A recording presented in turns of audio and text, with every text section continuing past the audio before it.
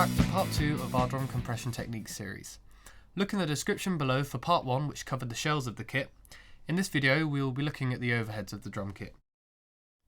So the tracks we're going to look at are the hi-hat, overhead left, overhead right, overhead left right, overhead mono crunch, and then overheads bus.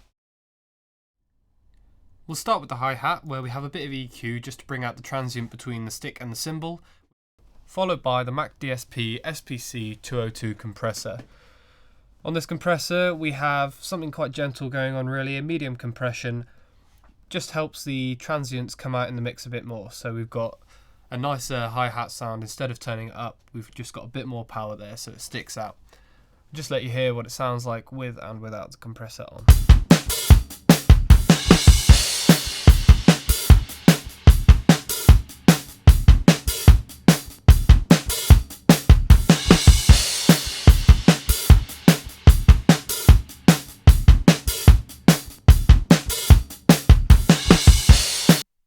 Quite subtle, but it does the trick.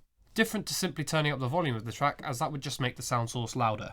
We wanted to simply give the hi-hat transients a bit more power so they cut through in the mix.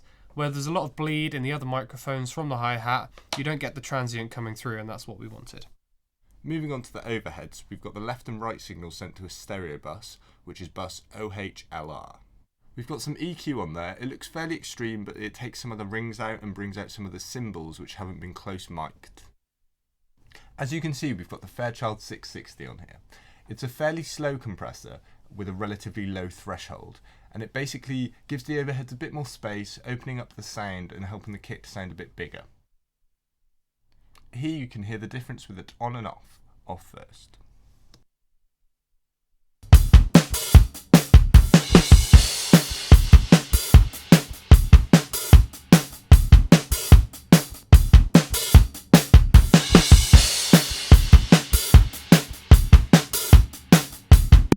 So you can hear that the compressor is creating some space for the kit to breathe. We used a mono microphone when we were recording. It was a Coles 4038, a lovely ribbon microphone, and we set it up right above the middle of the drum kit. Again, we have a bit of EQ, and then we've sent this track to an auxiliary where we have a BF76 doing some hard compression.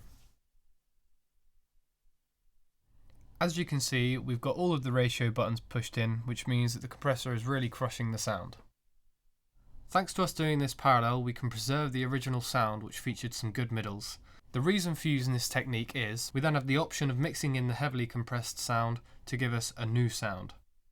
So I'll just show you what it sounds like.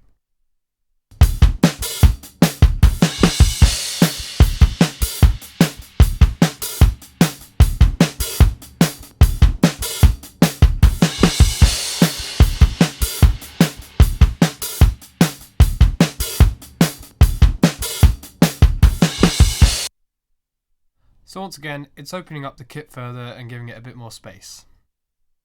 So in the mix now, I'll just show you the difference between the drums playing with and without the overheads, just so you can see how much space we've created using compression.